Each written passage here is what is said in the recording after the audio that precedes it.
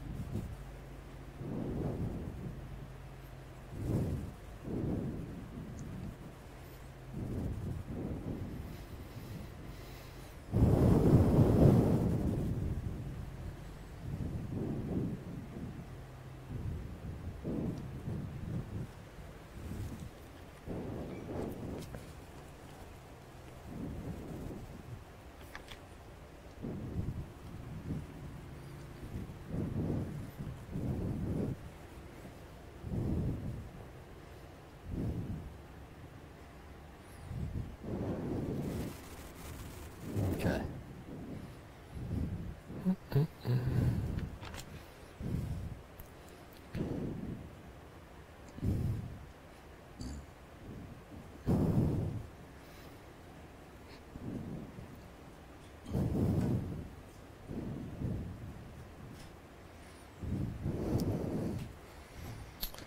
All right, I think we'll get started here. Thanks, everyone, for bearing with us. We had some delays here. Welcome. We're broadcasting live here from the Brooks River area of Katmai National Park, kicking off the 2018 season here on the Bear Cam. Thanks for joining us and hordes of mosquitoes here today. My name is Andrew. My name's Russ. And we're kicking off what is sure to be an eventful season here on the Bear Cams. Cams went live yesterday. We have a few more cams that are still coming online, but they should be soon. And we should be seeing an increase in bear activity as well. And founded in 1918 by President Woodrow Wilson as a national monument, this year Katmai celebrates its 100th birthday, its centennial year, and we'll have celebrations throughout the season for that as well. well. So this is an extra special time to be tuning into the bear cams and following along with Katmai National Park. Again, this is a partnership that we do since 2012 with Explore.org. In addition to being our centennial year this year, as you mentioned, Russ, this is going to be an exciting one for bear activity as well. It sure should. We had a lot of subadults last season, and this season we expect to have even more subadults in the area, maybe even up to 20 young bears running around. Yeah, up to 20 subadults bears here in the Brooks River area, which is a relatively concentrated area of about 1.5 miles of river. And for those of us who don't know, Russ, what exactly is a subadult? Some of us might not be familiar with that term. Great. A subadult is a bear that was a cub, was emancipated or possibly kicked out by its mother. They're usually between 2.5 and 5 years old, so they're somewhere between being a cub but not yet an adult. Yeah, so we're going to have mobs. We're expecting mobs of these young subadult bears on camera. We've already had a few of them coming through camp so far, but these subadults in particular are really fun to watch just because they're unpredictable. They are erratic, and in some cases they can be a lot of fun to watch as well. Not having the protection of mom with them anymore, they're trying to figure out their place in the bear world.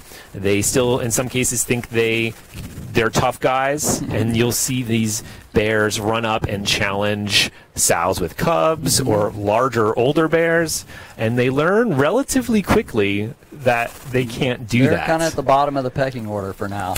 They're also very playful, yes, and they're very curious, so you may find them playing with sticks on the beach and rolling around with each other, and they play during these young years, so perhaps in their older years they've already established some sort of dominance, and they learn how to solve conflict. Yeah, and I would also expect this season on the bear cams to see a number of these subadults hanging out together in groups. We see a lot of these subadults, once they get kicked out by mom, which can be a fairly dramatic process sometimes, Sure can. They will hang out with their siblings or other subadults they happen to meet in whatever adventures they may have here in Katmai. Last year in particular, I have vivid memories of 4 to 5 subadults chasing each other one after another as if it's a conga line or something like that. And this year we've had 3 that have been together really tight, possibly siblings. We don't know, but they're sticking together as a pretty tight group around camp. We've seen that recently here in the Brooks Camp area. In addition to the hordes of subadults, which is something I perhaps am most looking forward to, this is expected to be a very big year for salmon as well. The sockeye salmon, of course, are the fish that everyone associates jumping at Brooks Falls here, migrating up from Bristol Bay. Right, and there's predicted to be about 51.3 million in the Bristol Bay area, which puts about 3.87 million into the Naknek River, which brings possibly up to 800,000 coming right up the Brooks River. Which is a lot of fish in a very small area. Indeed. And those predictions are coming from the Alaska Department of Fish and Game. And every year they release these predictions, the predicted run, it's called a run, of sockeye salmon coming up this way. And if those numbers hold true, this year will be on par with last year, which was one of the top 5 years on record. I think it was number 4, if I remember correctly, a total run from Bristol Bay. Has the potential to be a lot of salmon here once again. Yes, absolutely. And it's important to recognize that that fish, the sockeye salmon, is really what makes this area what it is. It is why the bears congregate here. It is very important for their livelihood. Well, and it's also for the entire ecosystem. As the sockeye salmon complete their life cycle, they put very important nutrients back into the water that the water itself needs. Trees along streams tend to grow better from all the salmon. Yeah, it's a transfer of nutrients from the open ocean to what we call nutrient-poor lakes and streams here in Katmai National Park in this area.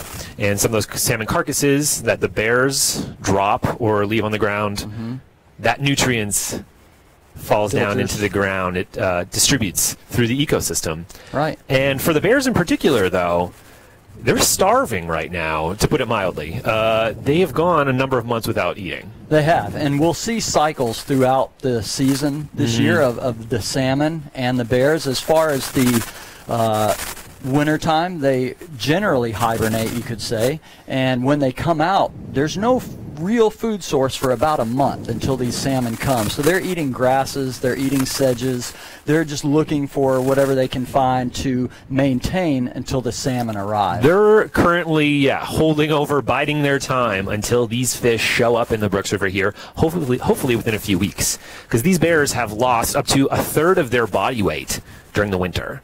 And so I know we saw a few bears on the cams in the past day since they've been on. Yep. More than last year. We definitely have more bears in the area than we did at this time a year ago. But probably in the next couple weeks, as the salmon do begin to work their way up Naknek and Brooks, we'll start seeing many bears. And by the time we get into mid-July, we could see 40 adults or more in this general area looking for salmon. Yeah, I think last July we saw 49 individual bears here in the Brooks River, which again is a lot for a highly concentrated area. And these bears, when you see them on cam, I think we've seen bear 854 yesterday, and we've seen bear 435 and her two cubs. And 128's been around. 128's been around a bit, but on the cams, they might look, to put it dramatically, a little emaciated. These subadults in particular. You'll see their rib cages. You can see their rib cages, and their legs they look even more gangly than they usually do, because this time of year, again, they're hungry. They are. And so what we're going to see in the next month or so, as this fish show up and they begin to plump up, they're just going to begin packing on the pounds to hopefully survive next winter. That's their number one goal. We'll see in July. We'll look at these bears, and they'll look one way. They may go away for a while in August, as the salmon are still active but less in number in August. Yes. The bears are going to go to other streams to look for salmon, and they'll vacate this specific region. A lot of the salmon that jump the falls will go into the Brooks River and up to the various tributaries, and the bears may follow those smaller tributaries looking for the salmon there, or Margot Creek or other places in Naknek. In September, when they return, we probably won't even recognize some of the bears. They will have gained so much weight. Yes, as if bear identification was not as difficult as it already was, the bears are going to be changing quite dramatically in appearance. So we have really, as far as the bear camp's concerned here in the Brooks River area, we're probably going to have two real peaks in activity. The closer we get to July, we're going to see more and more bears show up, and it's going to peak in July. Then in August, things will become suspiciously quiet, too quiet. And then in September, it'll ratchet right back up. They're going to come right back up as the salmon spawn out and begin to flow downstream. So there's some real cycles, and if the bear cams are looking relatively quiet in the first 36 hours that they've been on, we can expect that to change. Things will be becoming a lot more busy. Right, and sometimes they're concentrated at the falls, sometimes they'll be more at the lower part of the river from that camera angle. Yeah, and it's important to note that so we have this 51.3 million salmon coming up. As you mentioned, this is a massive transfer of nutrients. It is going to be important for not only the bears, but for the birds, for the vegetation, for the entire ecosystem. That's right. And there has been, historically, a correlation between the number of salmon coming up the river and the number of bears we've seen. You can actually track that in charts. The number of bears we observed during the... It tends to rise a couple of years after the big salmon runs, which makes sense as the cubs are released and can stay. And last year was, as we know, a very big year for the salmon. And this year could be even larger. So that may mean we're seeing more bears. So the camps came online yesterday, and again, cameras are going to be continuing to coming online in coming days. But we rangers have been in camp for a solid 5 or 6 weeks now. Yeah, and bear activity has not been completely silent. No, there has been some activity here in camp. There was activity from the very first day I was here. Yeah. Before we got here, we heard that bear 128, known as Grazer, had all 3 cubs with her. Yeah, let's talk about her for a second. You said her nickname is Grazer. 3 cubs. She had 3. By the time I arrived, I think it was around May 19th, she had 2 cubs with her. And our viewers probably know bear 128 somewhat well. She had 3 highly visible cubs. She was one of our more visible bears on cam in previous years. She was one of the most interesting to watch because she was such an aggressive and protective mother. Absolutely. And she had these 3 cubs, sort of, we've joked, like sizes of a T-shirt, large, medium, and small, or like Russian nesting dolls. That's right. One of them was significantly smaller than the other.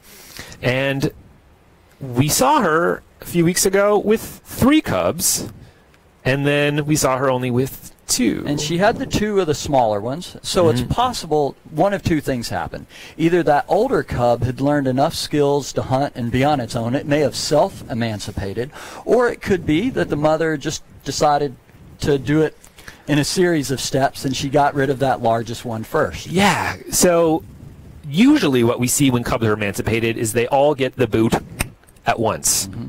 That is not necessarily always the case. No. Sometimes cubs, a litter may not be emancipated all at the same time. And that may have been the case. We don't really know for sure. We weren't part of those conversations. And we're not 100% certain this was the same cub, but we did see a solo subadult catch a trout from the river. Around that time. And some people suspected that might have been her largest cub, emancipated and already showing success. It's possible. So we've seen a few different families split up, as it were, as dramatic as that sounds, in the past few weeks. Bear 128 was perhaps the most prominent one, as far as Bear Cam viewers might be concerned. But we also had Bear 409, nicknamed Bead Nose. She had 2 cubs that have since been emancipated or kicked out, as it were. Bead Nose is a really beautiful, sort of darker colored bear. She gets quite hefty in the fall, one of our lovely ladies around here.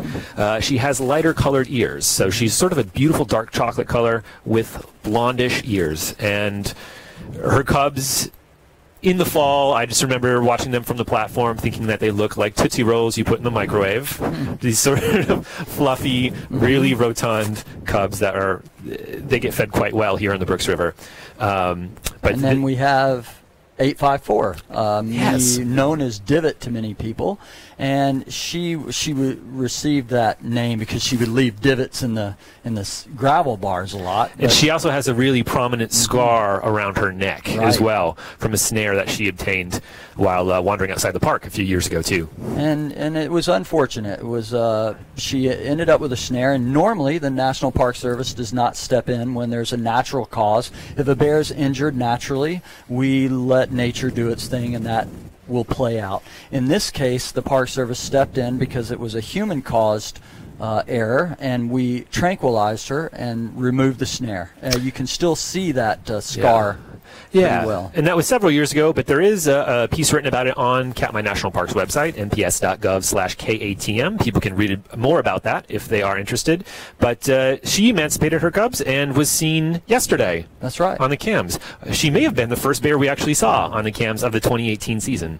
And 435 and her 2 were seen this morning, I believe, on the cams. So they're starting to show up. And 435's cubs are actually yearlings. So they, in theory, should be with her this entire summer, although bears don't always emancipate the beginning of that 3rd summer necessarily. That's right. Sometimes they'll keep the cubs for a full 3rd summer, and if you see that happening this summer, that mother and those cubs are usually a force to be reckoned with, because the cubs are almost as large as mom at that point, and if they work as a unit, they can displace even some of the larger bears in the river. Absolutely. And it's worth noting that some of those cubs that have been emancipated could quite possibly be some of the subadults that we've seen in the area of camp. That's right. We've had some subadults that have been quite forward with rangers and visitors in the Brooks Camp area so far this summer. I don't like to use the term aggressive, but they are definitely pushing the envelope and trying to figure out their limits. You can see the bears calculating. Testing their limits, maybe still figuring out where they are in the pecking order, not just with other bears, but how do they even interact with the human population that's here as well? You can see it with anglers on the Brooks River, for example. Bears, these subadult bears. Even today we had one who approached an angler and was sort of cautiously taking a step forward. What happens if I go this way? How will humans respond if I do this? How will other bears respond if I do this? You can see these subadults learning. And again, this is going to be one of the big stories to watch this season on the Bear Cam. I can see the subadults learning. I can also see the humans learning as they learn that 50 yards distance we like to keep from bears is really important for their safety and for the safety of the bears. Yeah, absolutely. And we've talked about some of the sows and family units and subadults we've been seeing, but the boys are back in town as well. That's right. We've seen one really large male appeared in camp today. Yeah. And we don't know which one that was, but we do know that 856 has been seen courting 409, meaning 856, a large boar, has been chasing a sow. And 856, Bear Cam viewers may recognize, for a number of years he was thought to be the most dominant bear here at the Brooks River. But then last summer, there were some incidents that led us to believe that that might not be true anymore. There could be a new player in town. Absolutely. Bear 856 yielded space at the falls to Bear 32, and I believe also Bear 747. 747 was already known to be near the very top of the pecking order. He is as large as an airplane. And 32 is just now beginning to really assert himself in that pecking order, saying, hey, I'm here. Yeah, and Bear 32, nicknamed Chunk, is quite rotund, as his name implies. He's a very, very dark color most of the time, pretty rotund rear end, as it were. But I can't believe we've gotten this far in the cast without mentioning 480. 480. The man everyone's wondering about. That's right. When is he going to show up? Known as Otis. Yes. Many people's favorite bear. Yes, and he is a reliable bear, too. I've often compared him to this park's Old Faithful. Oh, nice you know, Old Faithful in Yellowstone goes off regular intervals. Right. Otis is usually in a very predictable location out there in what we call his office. That's on the far wall. If you're standing on the falls looking across, he often fishes that far wall. And he's also one of our easier to identify bears because he does have one ear that is slightly flopped over, giving him some character and personality as well. I used to enjoy watching him fall asleep in the river. Yes. Literally just sitting there in the river, put his head down and fall asleep and take a nap. We've all been there. River. Yeah. But no sign of Otis yet. He has not made an appearance yet. We're hoping he will show up the closer it gets to the salmon run. Yeah, he often shows up in July for the first time. So we will have to stay tuned. That's all the more reason to stick around and see what bears do show up. And what about 503 getting larger at the end of last year? Yes. And starting to fish in what we call the jacuzzi, one of the best fishing spots. Yeah, let's talk about 503. He might be, it's a story that a lot of our Bear Cam viewers might be familiar with, but Bear 503, several years ago, was abandoned by his mother, Bear 402, if I'm not mistaken, and he was adopted by Bear 435, who now is on another litter. But at the time, he was adopted by Bear 435, nicknamed Holly. And she raised him as her own cub. And he has since been emancipated. So he went from being... We thought he might pass away. We thought he might die. Abandoned cubs do not have very good chances for survival. That's right. He ended up having this really remarkable thing where he was taken in by another sow, slightly uncommon. And now he's well on his way to perhaps, maybe, one day becoming the most dominant bear in the Brooks River. Definitely last July when we saw him, he was scrawny and rugged, and he began to put on weight and more weight. And when he returned in September, this bear looked like a full adult now, and definitely was holding his own. And it took a 32, a Chunk, or 856 to move him out of his area. Otherwise, he held his own really well. He certainly expresses a lot of confidence, absolutely. And he's ascending that ladder relatively quickly. It's possible that, by the time he reaches full adulthood, he could easily tip the scales at 900-plus pounds. Absolutely. It'll be fun to watch. Which is quite a bit. So that's some of the stories that we're looking forward to seeing this summer here on the Bear Cams. But there's also things that you can expect from us. We have a full summer of programming and special surprises events planned. We will be doing live chats from time to time, myself and Ranger Russ here. If you're just joining us, my name is Andrew. My name is Russ. And we are interpretive rangers here in Katmai National Park in Brooks Camp. We will be doing live chats on a variety of topics, not just about bears, but also salmon, whatever other topics tickle our fancy, I suppose. Yeah, many different topics, and we'll also be working with Mike Fitz, who was a ranger at Katmai and is now a partner with Explore.org, and many of you regular webcam viewers know him, and he'll be with us frequently this summer as well. Absolutely.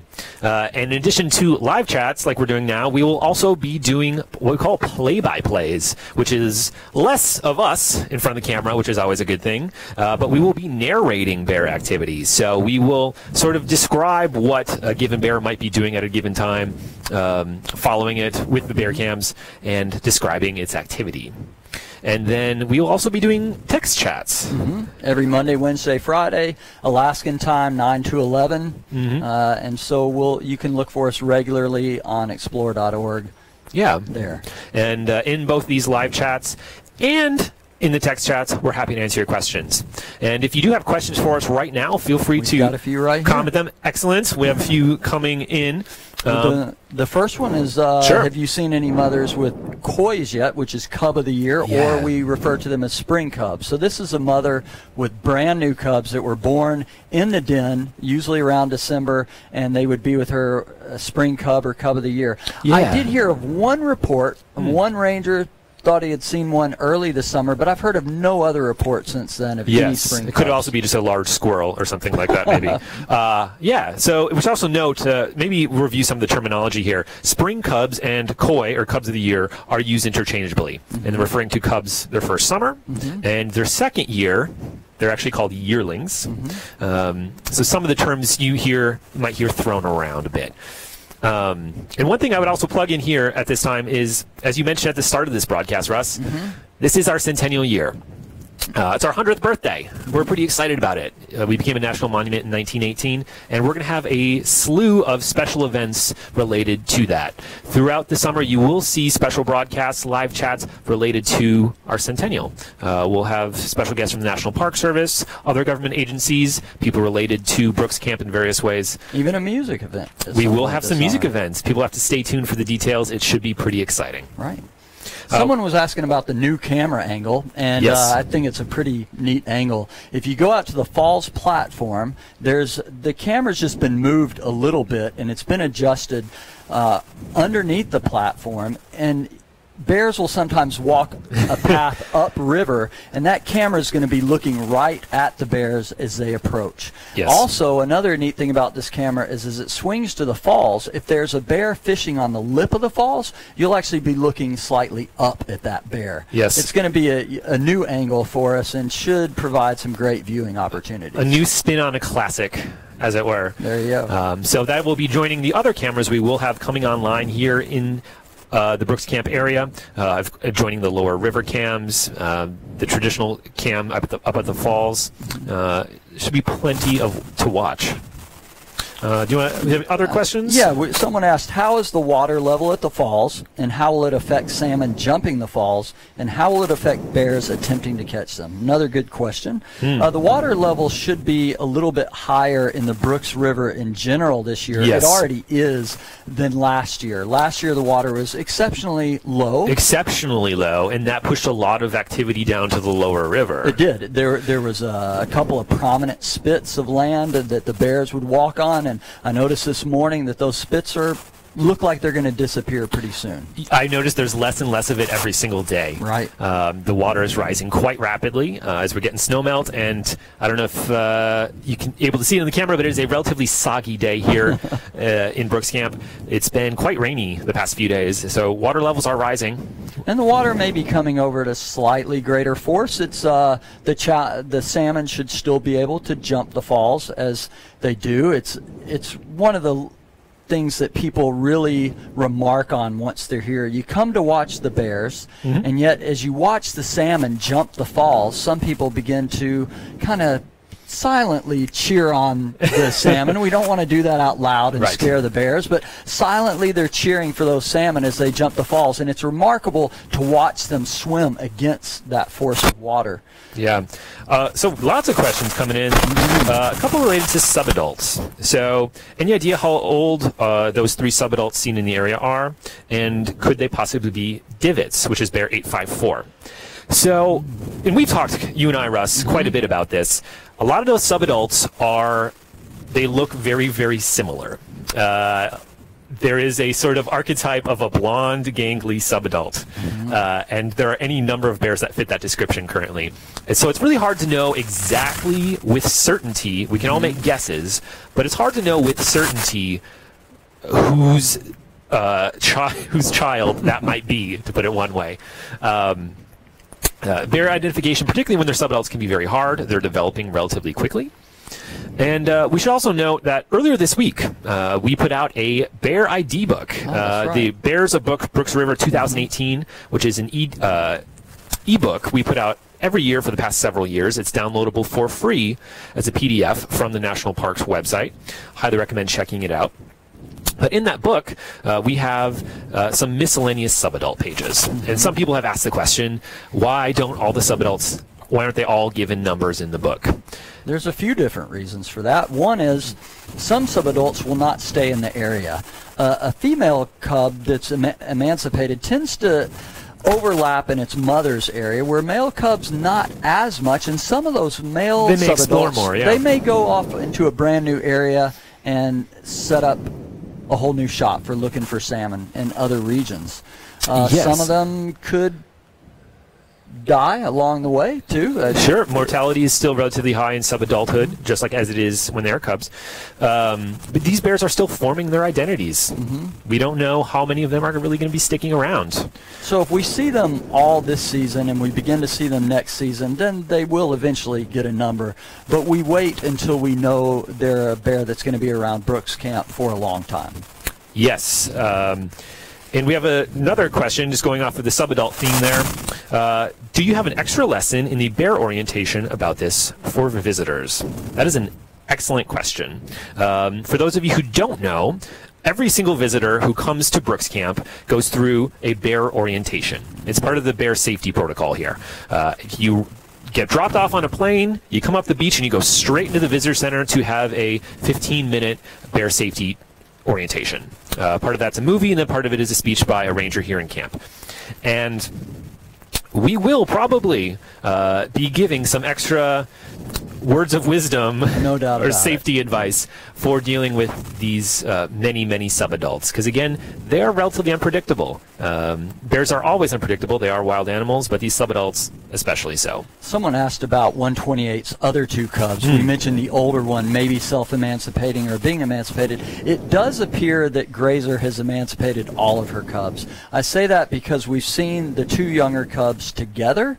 There was one evening when we saw 128 with a cub pretty far away from her, appearing that perhaps it was being pushed away. And based on the sighting of the two younger or the two smaller ones being seen together, we can pretty safely say that Grazer has emancipated all of her cubs at this point. Yes, so she would be, wherever she is, likely traveling solo. That's right. It'd be interesting to see if she's less aggressive this year. I suspect she may not fight quite so much, not having to protect little ones. So that'll be something to watch. That is a question. Was it the cubs that made her so dominant and forceful around other bears, or was it her general personality? And she's also great at fishing the lip of the falls. She is quite skilled at that, certainly.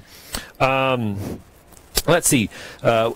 We have a question about, the question is, any sighting of Velcro? Oh, yes, there is. So Velcro is a bear that our viewers might be quite familiar with. He was actually given a bear number for the first time. I believe it was 809. 809. People are quite excited about that. He has advanced into the world of subadulthood now. He's no longer a cub. So the bear with the nickname previously Velcro, which we should note is not an official nickname. That's right. That is a nickname that was given to him by the internet. But he now has an official number. 809. And if you're curious about 809 or Velcro, if you look back in the archives, explore.org's highlights, Velcro was a really fascinating cub, and you can see why people have such an attachment to this bear, because he would put his paw on his mother and pretty much never let go. And it really is fascinating to watch those old highlights of this bear, and now he's on his own. Yes. Another question. Of the 5 species of Alaska salmon, which ones navigate Brooks Falls? Well, when you're watching the cams and you see fish jumping, almost with certainty you can say it's a sockeye salmon. That is by far the most plentiful fish here in the Brooks River. Again, we're going to have a couple 100,000 of them coming up this year.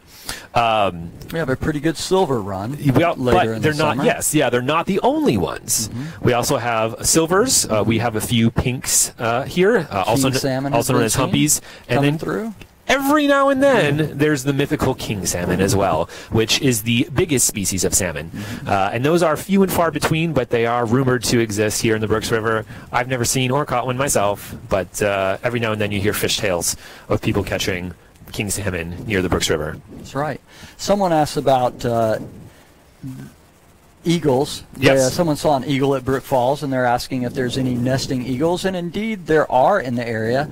I don't know the full number, but I know that even paddling on Brooks Lake, I've seen several nesting pairs, and right here on the lower river. Yes, nesting pairs, and then also a couple immature bald eagles.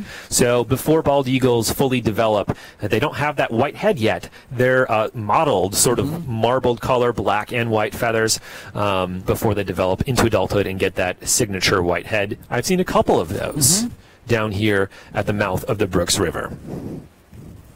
All right. What other animals can we see on the cams? There have, on rare occasion, a wolf can be seen coming into the falls. Which is a rare treat. Yep, and there was one that was spotted. I know it's on the highlight reel where a wolf came in from the far side of the river, the north side, and came along the wall and caught a salmon. That's been seen on film, so that happens. And someday, perhaps we should consider doing a live chat just on mosquitoes. By far the most plentiful wildlife here on the Brooks River. I don't know that you would see a lynx on camera, but it is possible. We have lynx in the area. We do sometimes see them. Yesterday morning, again, paddling on Brooks Lake, I saw a beaver out there. Yes. We have porcupines roll through the area. Yes, so these more elusive animals, this sort of wildlife that only comes by from time to time, that's all the more reason to keep focus on the background of the bear cams. See what you might see off in the distance. You never know what you might catch. We were on the lower platform at one point last year photographing a bear, and all of a sudden noticed on the far bank there was a wolf standing out there on the other side. So silently watching. Yes. You might see them. Absolutely. Have we seen any wolves yet around the Brooks area this year? I have not seen any wolves this year, but one thing we have seen is moose. I haven't been keeping any official numbers, and I don't know what survey numbers are telling us, but it seems... No, but we had moose right at the beach near the campground. We've had a number of sightings in the Brooks camp this year, more than last year at least. Yes. So the moose are around. As you might guess, this is not the safest place in the world if you're a moose, just given the high concentration of bears. So I know that the moose, when we do see them, it tends to be earlier in the season, before the bears really show up, which again is spurred by the salmon. And bears will sometimes kill a moose calf. They will. That happens Absolutely. as well. They're hungry in the spring, and that's an available food source. Yeah. So I would encourage you guys to continue submitting your questions. If we don't get to them this live chat, we will also get to them in text chats we will be doing in future days, and these live chats we will be doing several times a week, hopefully throughout the rest of the season. I would also encourage you to check out our social media channels. We are on Facebook, Katmai National Park and Preserve, on Twitter, Katmai NPS, and on Instagram, Katmai NPP for Katmai National Park and Preserve. And then also use the hashtag BearCam. We check that fairly often on all of those platforms. Use hashtag BearCam. And then I would also say this is going to be an eventful year for our centennial year. Stay tuned. We will have those special centennial events coming down the pipes. Hopefully in the next several weeks, we'll have a couple special events for you. So stay tuned. So, thank you, guys. Thank you.